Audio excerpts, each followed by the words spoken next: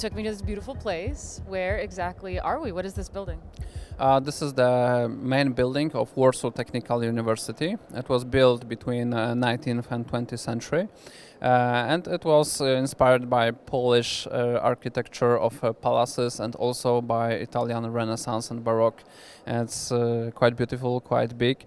It is still used as a university building, but it is also rented maybe even every month for conferences and some events. This venue, when we are here, it is used for commercial events. Tell me about the architecture in Warsaw. So I see a lot of different types of things. There's the postmodernist type architecture, and then there's stuff like this. What can you tell me about those differences in Warsaw? These differences shows our history. So Warsaw is quite old city, and we have a center which is very classical main streets. But unfortunately, during Warsaw Uprising, almost everything was destroyed by Germans.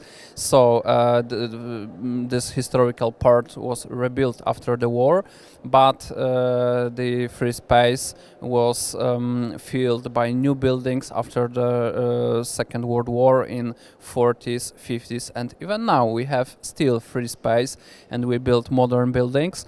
Some of them are typical postmodernist architecture for offices, for companies, for business, and some of them are public buildings now built rather in modern way, but we have also very many churches, very many old public buildings like this one, and they are very beautiful. If somebody visits Warsaw, I encourage to visit not only these places which are in books for tourists, but also public buildings like this one, which are sometimes even more interesting. Very nice. So when you say the Warsaw Uprising, that was around World War II, and Germany was bombing and flattening your cities. Is that correct? So just so the audience knows exactly what you're talking about, the difference between the uprising. Yes, for international audience, it is important to know that there were two uprisings in Poland. First was uprising in the Ghetto, and second was Warsaw Uprising. Uprising in the Ghetto was in the Ghetto, and Germany killed all Jews and destroyed all buildings in the Ghetto, but it was only a part of the center of the city. And after, in 1944, there was Warsaw Uprising, general uprising against Germany, and they were very angry about this act of independence of Polish people. So after they won the uprising, they started to destroy the city, and they burned house by house, all center, all historical buildings, and they put explosives to destroy all buildings.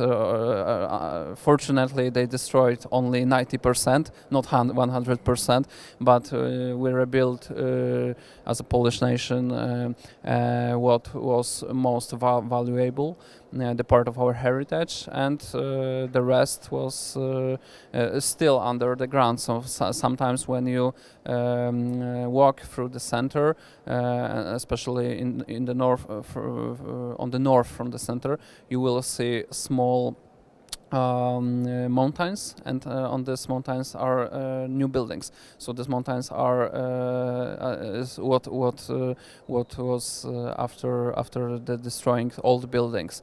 It's a sign of our history. What effect would that have on a nation to destroy one's architecture and culture and art? You should understand that during the occupation, Germany tried to destroy our nation, not like Jewish nation, killing everybody, but killing especially Polish elite.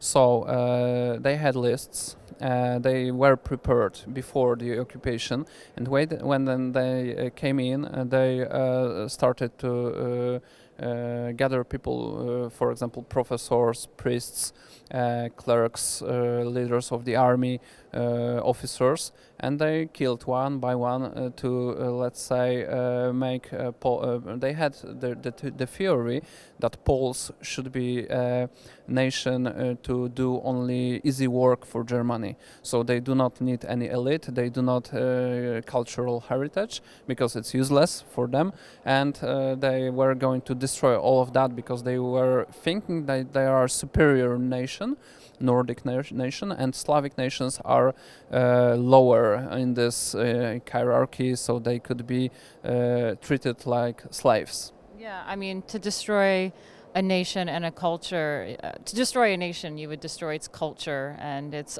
art, and that's what I worry about with the left in America doing. They love to tear down our statues and culture and put in its place a lot of degeneracy and rework history and retell history in its own way. So I think it's really devastating to destroy arts and culture and history from a nation. And do you think that there is a revival of sorts? Should you encourage neo-classical architecture and art, and would that help rebuild the city? I think that we can say that we have in Poland something like a revival of culture among people. So people are not ashamed about their history, their identity, their culture. Of course, not everybody, because we have also the left in Poland and liberals who are ashamed, for example, that our nation is Catholic. They would like us to be an atheist nation, and it would be better for them. But we have a big part of the society which is not ashamed that we are different from the Western nations, and we are proud of this. So it's a kind of cultural revival.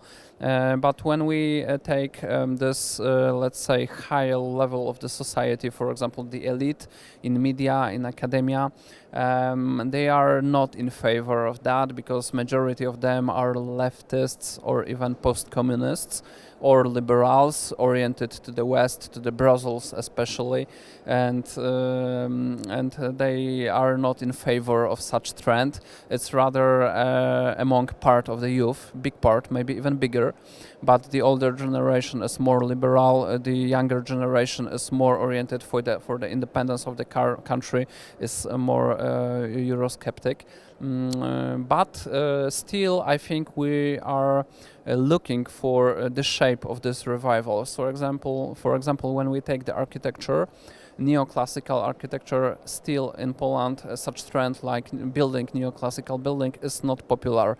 Only very few people know that there is such trend, for example, in United Kingdom or in America, that or even in Russia, that you can build neoclassical architecture, not everything from the glass and iron and aluminium and so on. So I think that everything is in front before us, and we will change it. But the fashion for postmodern ideas and postmodern aesthetics is still quite strong, especially among people who works professionally in culture. If you want to see more from me and the rest of the Rebel team, like and subscribe.